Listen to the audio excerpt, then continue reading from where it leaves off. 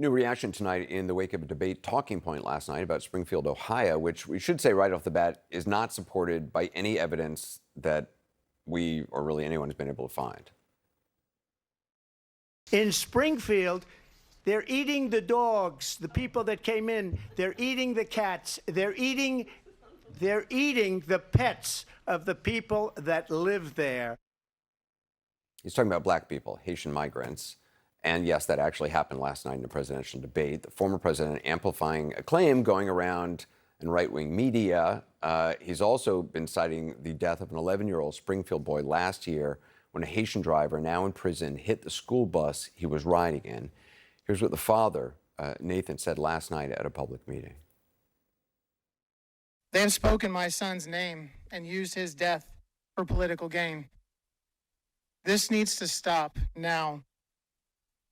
They can vomit all the hate they want about illegal immigrants, the border crisis, and even untrue claims about fluffy pets being ravaged and eaten by community members. However, they are not allowed, nor have they ever been allowed to mention Aiden Clark from Springfield, Ohio. Well, tonight, Aiden Clark's dad built on his remarks, saying in a statement, the attention brought to our case in the last few weeks is 100% politically motivated. We've been grieving for over a year now, so why are you suddenly concerned? Politics. More on the politics of that and the related theories, conspiracy theories about house pets from CNN's Omar Jimenez. When you hear allegations of Haitians eating dogs and cats and taking them off the street and stealing them from people's yards, what is your reaction when you hear that?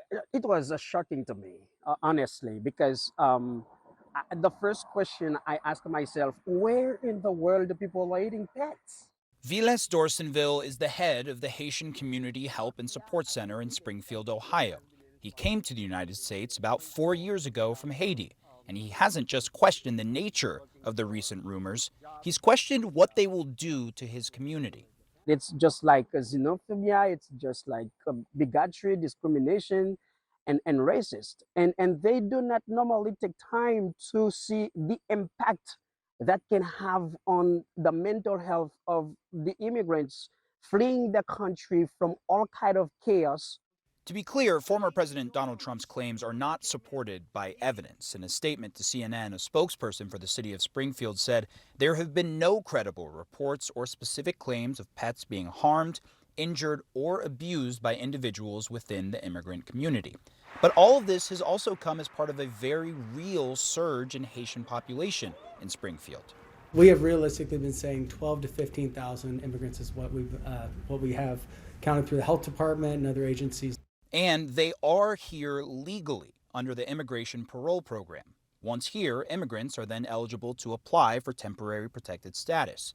Haitian temporary protected status was recently extended and redesignated for Haiti, mainly due to violent anarchy in the country. But the total population of Springfield is around 58,000, so that's around 25% Haitian, and the growing pains in the community have not always been easy. State officials say it's stressing resources. That obviously represents a massive increase based upon percentage of the population in Springfield. It is unprecedented in such a short period of time. The federal government simply has to be part of the solution. They have to step up. It is their policies that have created these surges. The influx of Haitians has also manifested itself in other ways, including a tragedy. Specifically, in 2023, when 11-year-old Aiden Clark was killed in a Springfield bus crash, one that involved a Haitian immigrant who had a driver's license that was not valid in Ohio, as reported by the New York Times.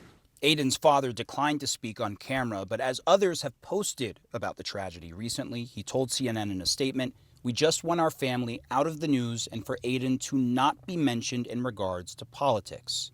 Putting aside any unverified theories about cats and dogs, Vilbrin Dorsonville, also Haitian, says he understands the criticisms about the strain on resources caused by the influx of immigrants. I agree with these people.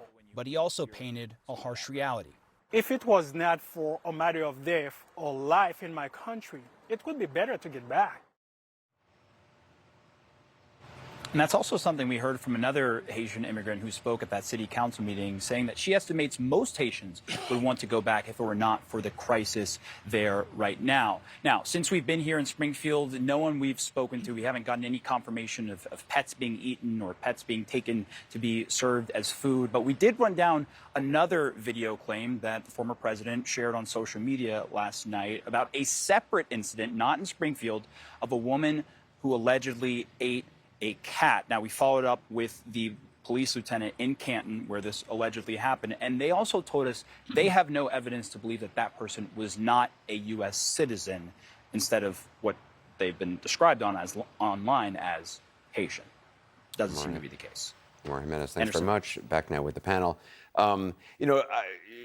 We all heard that, Trump had these social, kind of very far right extremists, some quite zany, MAGA influencers on the plane with him, and they had been putting out these photographs. To hear him, a former president of the United States, at this crucial debate, in his moment of meltdown because she'd criticized his crowd size and suggested that people were bored of him, go to that Black people, Haitian migrants, are eating dogs and cats.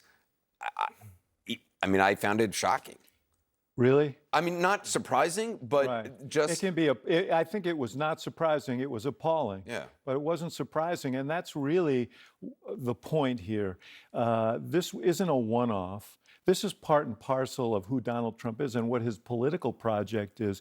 It was based, remember what he said when he came down the to me, it's escalator. It's like the Willie Horton ad, but in modern times and social mediaized. Part of the nature of Trump's politics is that he's taken Willie Horton ads out of the closet and he's made it mainstream by articulating it himself. And that's one of the things people have to decide is well, whose problem does that solve? What does it do for a country to have a leader who casually smears people in racial terms for his own political gain? And by the way, I feel terrible for the parents of that young man whose name they asked that we not mention his name. I won't mention his name. But they're clearly struggling with the loss of a child, which is the worst thing that you can ever deal with. And, to see politics drag them and their grief through the public square is another disgusting thing. Okay. It's horrible. And, some things are just kind of in plain sight obvious. Donald Trump doesn't care about anybody but himself. If he cared about this immigrant crisis, and there are some negative aspects of it, they're not this racist lie he's telling, but it is tough on some of these communities to have new folks coming in. That is disruptive. If he cared about it, we could have fixed it this spring. There was a bill that was negotiated in good faith between Republicans and Democrats to get something done, and he blocked it. So it's his border crisis. All that pain and suffering is happening is at his foot. And then also, he talks about fentanyl, and they want to beat us up on that. I lost one of my closest friends to fentanyl. We could have stopped a lot of that. There would be a lot more fentanyl testing strips down at the border right now if Donald Trump hadn't stood in the way. So this is a man who's inflicting pain on the country. He's hurting people. He's making these small towns suffer so that he can become president and stay out of jail. Yeah, I think this is the most important point. He was clear with Republicans, do not pass this bill because it will only help Democrats. We want the issue. And so the question is, do you want an issue or do you want to solve problems? And, his values and his preferences are very clear. Aaron, you're not working with the Trump campaign still, but is this a story you would want everyone talking about the day after the debate? Absolutely not. There are so many other things that should be being talked about. You can talk about the strain on resources in communities, not only in places like Ohio, because as Trump and Republicans have said, every community is a border community because of the failures at the southern border. You can talk about how it's happening in Texas and Ohio, and these communities need more resources, and we need to do that. And one thing I will say to Van's point about fentanyl, I do want to remind viewers that back in 2017, there was a major bipartisan piece of legislation that was passed when Donald Trump was president to fight opioid and fentanyl overdoses, and they were starting to come down until the pandemic, and there was that change. So I just want to be clear, when it comes to overdoses and the work that was being done, I lost my brother to a drug overdose, and so I understand what that feels like, and I remember that legislation very carefully when it came to being able to fight that. We still have those resources available. We can be using those as well right now on that specific topic. Erin Perini, Van Jones, David Axelrod, thank you all. Appreciate it.